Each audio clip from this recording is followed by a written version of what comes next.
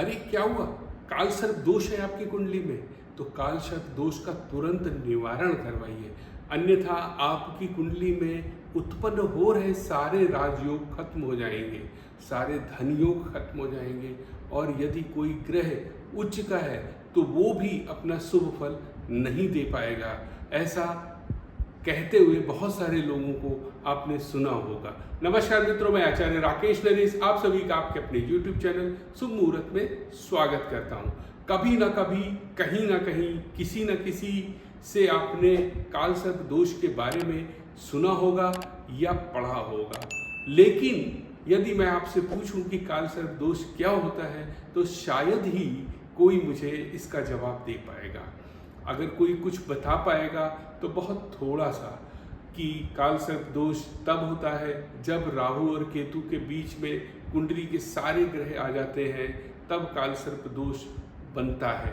और काल सर्प दोष आपकी कुंडली में अगर बन रहा है तो यदि आपने पिछले जन्म में कई सांपों को मारा है तो ही काल सर्प दोष योग आपकी कुंडली में बना है, और इस जन्म में भी सर्प के द्वारा डसे जाने पे ही आपकी मृत्यु होगी।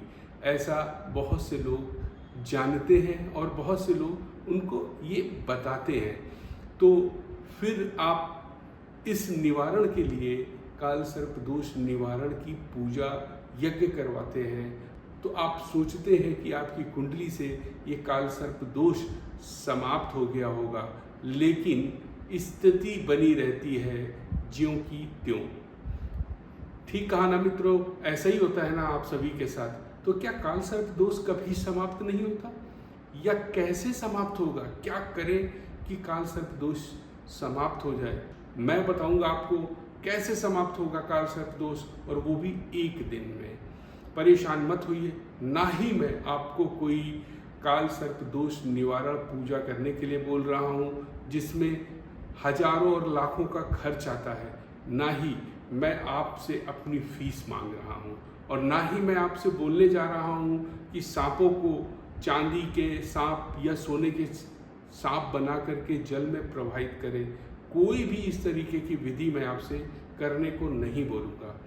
मैं आपको वही बताऊँगा जो हमारे ग्रंथ हमें बताते हैं, जो ज्योतिष के ग्रंथ काल सर्प दोष के बारे में हमको जानकारी देते हैं कैसे ये समाप्त होगा, और जो आज तक आपको किसी ने नहीं बताया वो ग्रंथों की बात मैं आपसे बताऊंगा।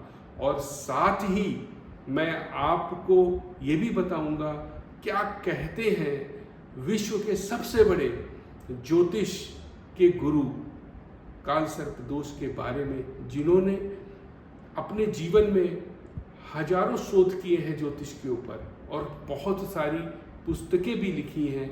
तो मैं जल्द ही एक वीडियो लेकर के आऊँगा काल सर्प दोष के ऊपर, जिसमें हम डिटेल में चर्चा करेंगे कि ग्रंथों में क्या लिखा है काल सर्प दोष के बारे में और इनका निवारण कैसे किया जाएगा। और हाँ, प्लीज़ आप इस चैनल को सब्सक्राइब कर लीजिए ताकि मेरा वो वीडियो आपसे मिस ना हो जाए।